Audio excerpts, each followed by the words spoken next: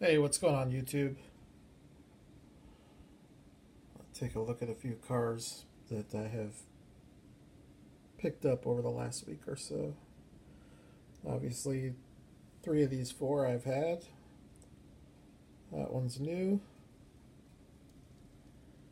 What else did I get? M2 Matchbox from the Jurassic Park series. The Hot Wheels McLaren, Honda Monkey, another M2, another Hot Wheels, Dodge Demon.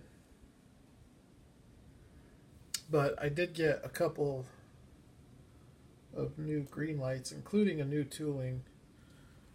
We'll start with this one here.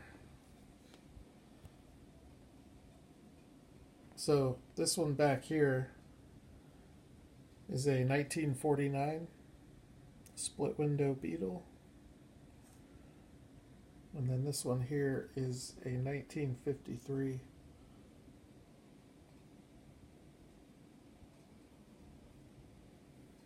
same tooling. I think it's GL089,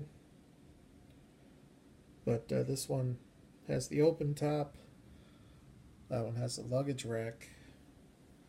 I love the deco on this though. The color combination with the cream colored wheels, it just really pops. Got a pretty nice stance to it too.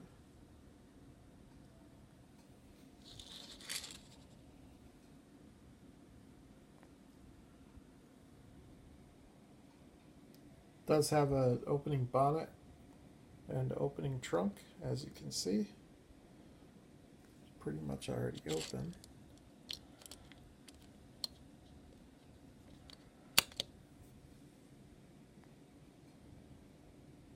This split window Beetle tooling is the only Greenlight Beetle tooling that has the lensed headlight detail. It's like a little bit of a hood issue. See, that's hood issues are really uncommon with any of the brands, but especially Greenlight. A little bit of a bonnet issue also. I would just prefer not to have articulation on cars this size. Creates more problems than what it's worth, in my opinion. Here's the other one I got. Did a little wheel swap on it. But I did stick with OEM Volkswagen wheels.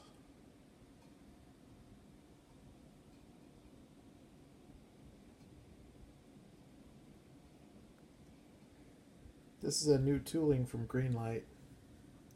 1963 Type 3. Square back.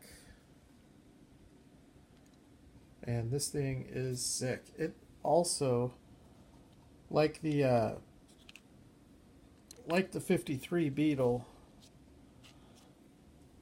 this one, it doesn't have an opening bonnet, but it does have an opening hatch. You can see panels are not set proper. That rear panel is just a little bit too low, so I'll probably have to get a replacement casting, but that's alright, no big deal. It's a sick tooling. I think Greenlight did a really nice job on this one. I think the proportions are nice, the stance is nice. Got some nice lensed headlights. Tail lights are painted, indicators are painted. Bumpers are chrome, separate piece. And then the luggage rack is a separate piece with the wood slats. But it's a pretty awesome looking little square back, I think. The wheels that came on it, they looked good too, but I just thought it would look better with these ones, which it most certainly does. Here's the stock wheels. And the lip of the wheel is white, which almost gives it the illusion that they're white wall tires, but they're definitely not. But it's a cool car. I was surprised to find it on the pegs. Figured this one would get scooped up. So, anyways, there's that. I brought out some other Greenlight stuff to look at because I found another one of these.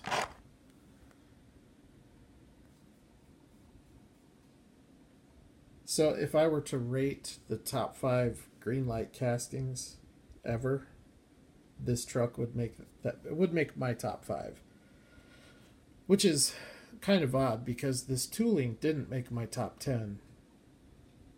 But this particular anniversary release is so well executed that it would easily make my top 5. Like, it might even make my top 3. Here's a loose example of it.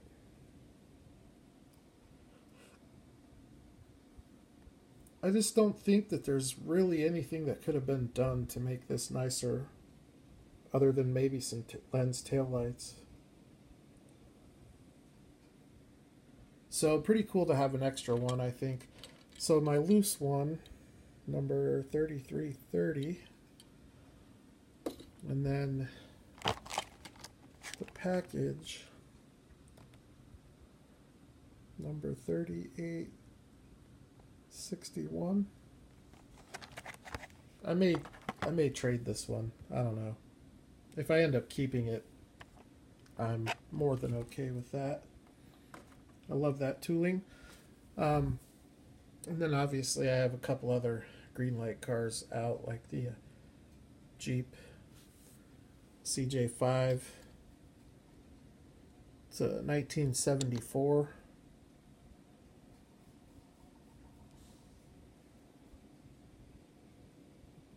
Another one of Greenlight's new toolings that they put out.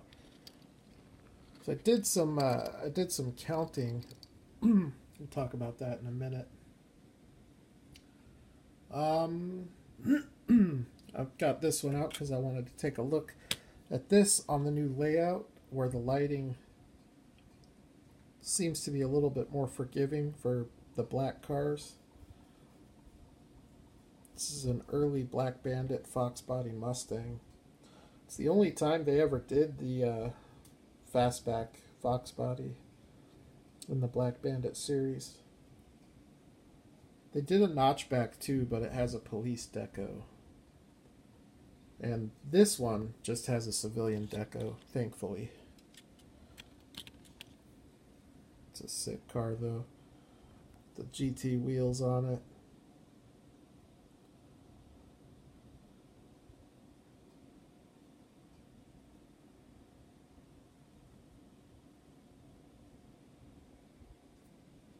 It's a pretty difficult casting to find, which pretty much all Fox bodies are. At this point, they're all tough to find, pretty valuable.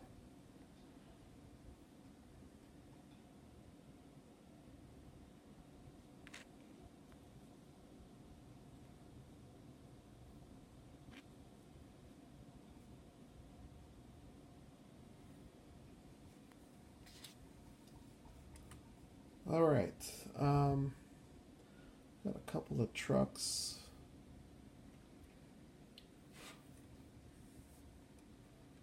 So while that silver anniversary Silverado is probably it might be my favorite Greenlight half-ton.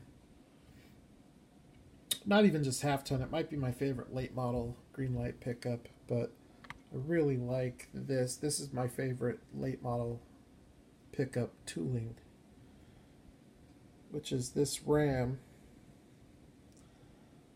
which is the same tooling used for the Power Wagon.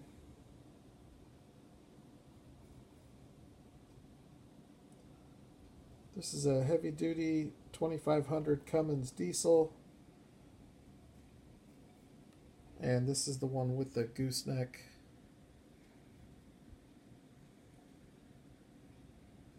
Got the Ram box.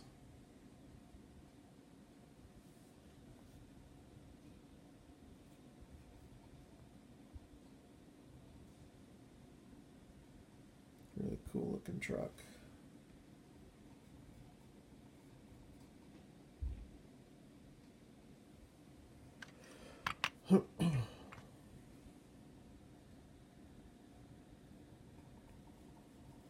So in my, I don't know if it was my last video or the video before that where I showed the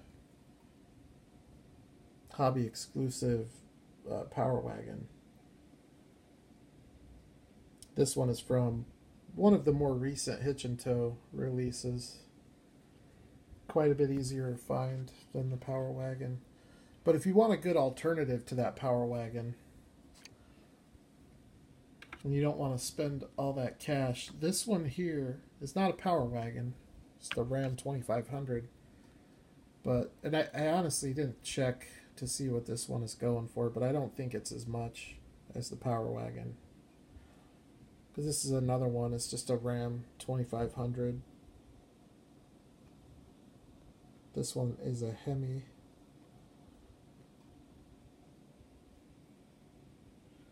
This one has a tonneau cover, which is removable, by the way. But I love the deco on this. This one and the Power Wagon are kind of tied for my favorite. But I like the Cummins also, because I just like the look of the diesel with the two-tone paint.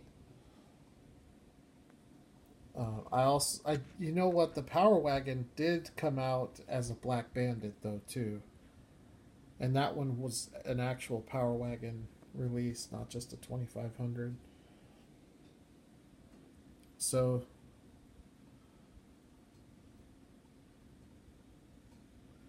and that's pretty much it. That's all I brought out. There's that tonneau cover. Technically, the tonneau cover should fit. It won't fit in this one because the gooseneck hitch sits up too high. But otherwise, I would have no issues fitting.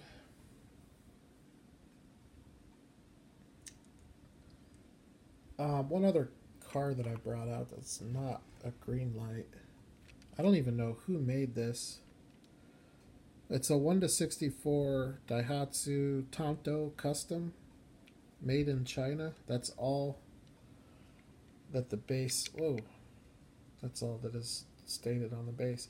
It's a really highly detailed little import casting, though. I've shown this a few times on the channel. Goofy looking little car.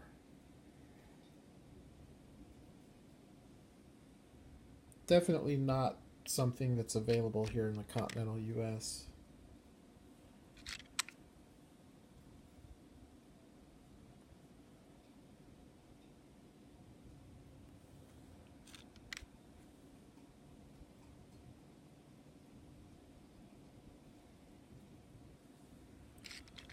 Look at the size difference between that and the truck.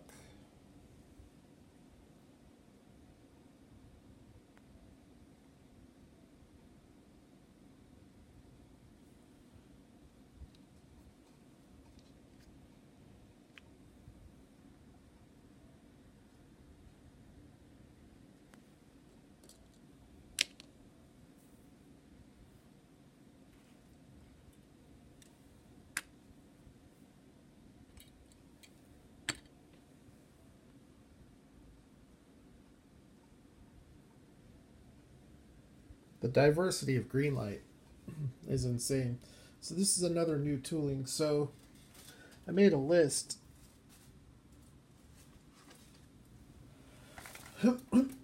Okay.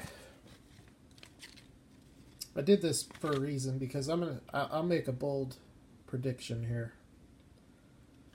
Auto World recently announced that CUDA right there is Auto World. They recently announced that they're going to do the square body Chevy pickup. And that's good. That's going to buy them some time. But It's not going to be good enough on its own. Here are some of the castings that Greenlight has come out with just in the last 12 to 18 months. You've got the Lincoln Continental, the Jeep CJ5, that's seen right there, the R34 Skyline, the 510, the Hakoska Skyline, the Chevy Panel, the 240Z, the Vandura, the Mustang 2, the Gran Torino 2-door, the Gran Torino 4-door, the Pontiac Le Mans, the 77 Monaco, the Ford GT, the Volkswagen Squareback. That right there is, just to put it into perspective for all you collectors. I know a lot of you are diehard Auto World enthusiasts, but just to put it into perspective for you, Greenlight has added more new toolings in the last year and a half than half of Auto World's entire catalog in their premium line. So, and I know I'm missing at least a couple of those Greenlight new toolings. There's at least got to be a couple in there that I'm missing. Like for example, the LLV. Okay, so that makes 16. 1, 2, 3, 4, 5, 6, 7, 8, 9. Yeah, so that's 16. Auto World only has 29 toolings in their entire premium catalog. So Greenlight has added 16 just, in the last year or so. So Auto World is going to have to step their game up. And my prediction is one of two things will happen. Either they're going to start adding toolings, and it's going to have to be more than 2 a year. It's going to have to be, I'd say, at least one new tooling a quarter. How they do it doesn't matter, but it's going to have to average out to about 4 new toolings a year. If they don't do that or more, my prediction is in 3 to 5 years, round 2 will stop making Auto World. Johnny Lightning is their moneymaker brand. And it's kind of funny, being a collector. I started collecting probably about a year before the relaunch of Johnny Lightning. Maybe a year and a half. So when they first relaunched Johnny Lightning, Auto World was their flagship brand for the 1 to 64 scale line. But that has clearly changed over the course of the last 3 years. Johnny Lightning is their anchor brand, and it is their moneymaker. So the Auto World releases have gotten fewer and further between. They're not produced, I don't think, at the same number that they used to be, which I think that's a good thing. They put out countless recolors of their more popular castings, like the Trans Am and the Impalas. It's just time. They've got to make a move.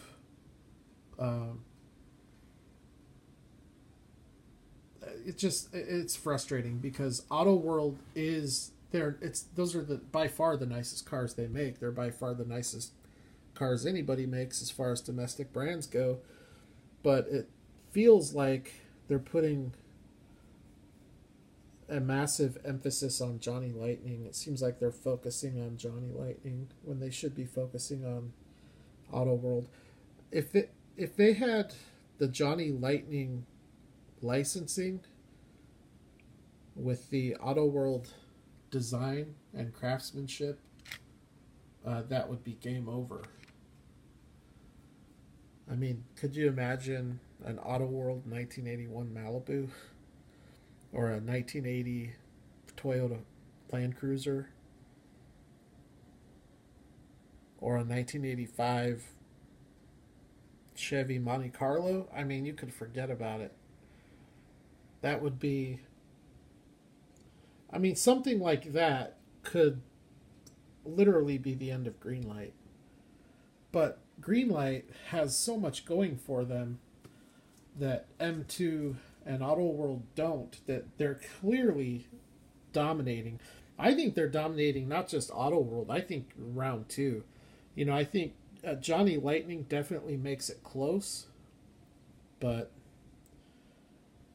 I just think the quality of the cars from Greenlight is so much better than the Johnny Lightning. Not the build quality, but just the overall design quality. The replication is so much better. And with M2, you get stuff like this,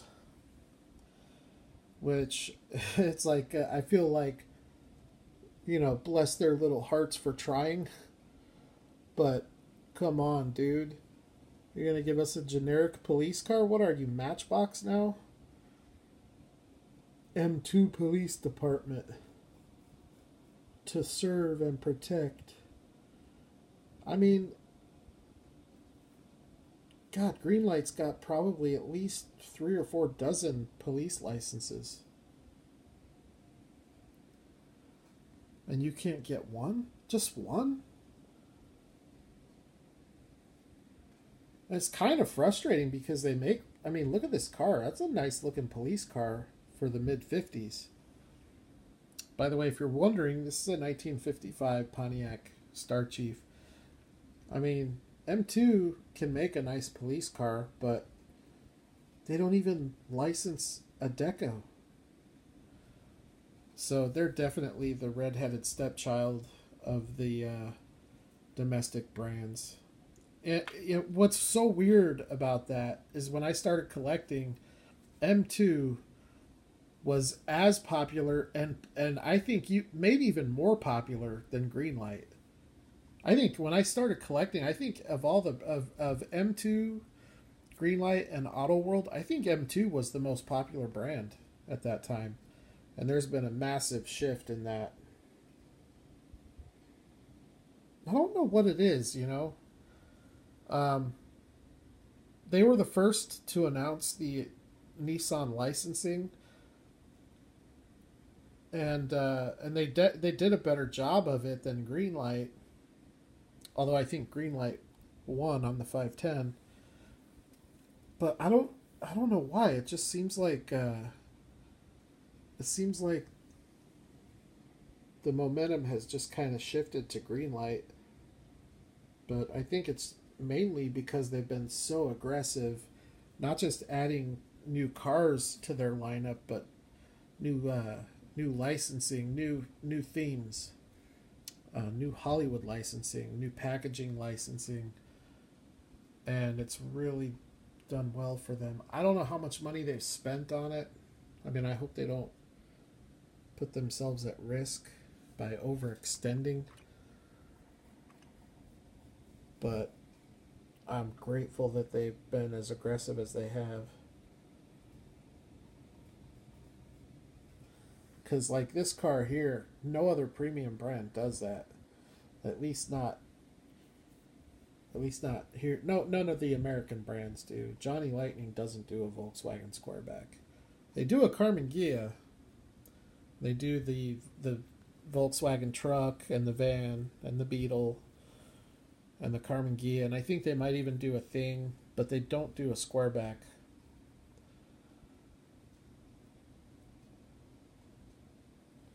Anyways, those are my thoughts. I wasn't really intending to talk for 10 minutes after showing the cars, but I don't know. I think what I've talked about, it's how I feel. It's just based off of my observation, so it's anecdotal. It's not it's not based on anything statistically to back it up. It's just my observation. But I would be curious, for all you collectors out there, to hear your thoughts on what I talked about. It's really the first time I've thought about it. I think when I started collecting, M2 was the most popular premium brand.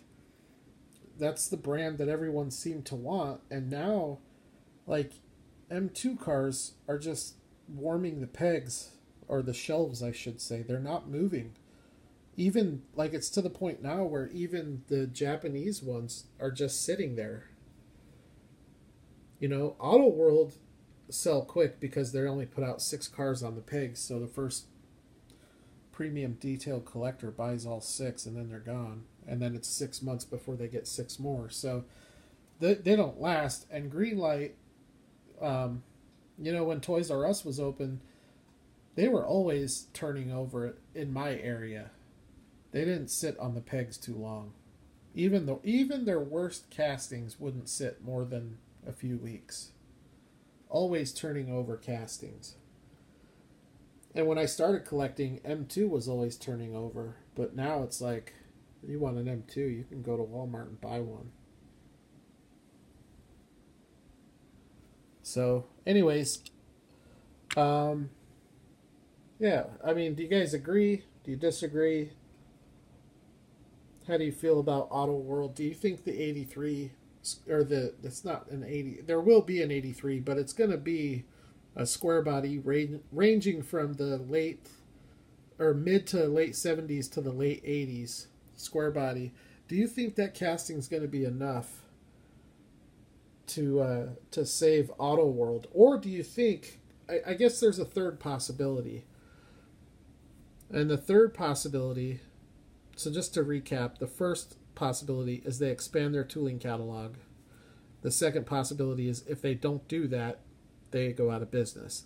The third option would be Johnny Lightning is their moneymaker, Auto World is their labor of love that doesn't make any money, but every few months they put out a new release, which is basically how they've been doing it. But that doesn't generate any kind of buzz. People don't get excited about that.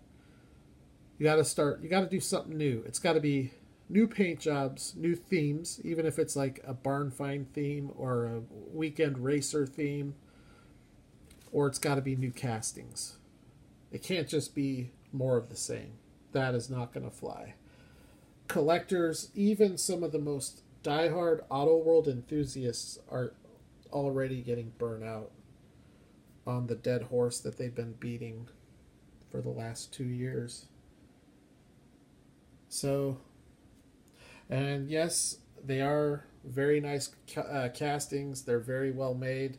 But come on, you can't tell me Greenlight doesn't make some nice ass cars and trucks.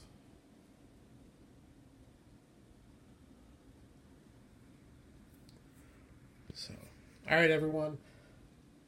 Have a good rest of your weekend, and I'll holler at you all at the next video. Thanks for checking it out. If you're still watching, thanks for listening through all that. And please comment below. I'd love to hear your thoughts.